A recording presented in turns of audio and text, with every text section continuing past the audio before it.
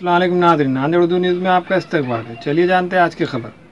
Ward number 16 के उचित उम्मीदवार मुजाहिद तनवीर ने मजलिस इत्तेहादुल मुस्लिमीन के ऑफिस में अपनी उम्मीदवारी दाखिल की।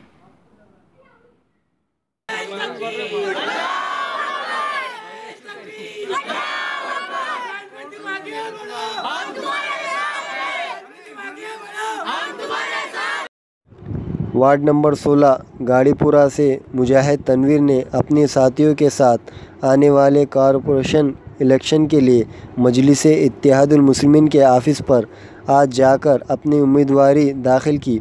इस वक्त इनके साथ में बड़ी तादाद में वार्ड नंबर 16 गाड़ीपुरे के बुज़ुर्ग व नौजवान साथी मौजूद थे।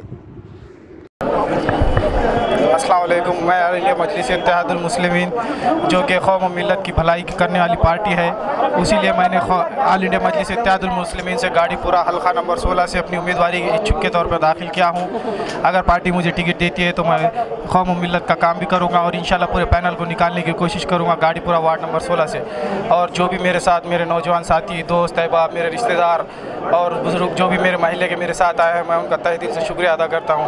अल्लाह उनको मेरे साथ आने के लिए जज़ाए खैर दे और मेरी उम्मीद कामयाबी पक्की हो इंशाल्लाह।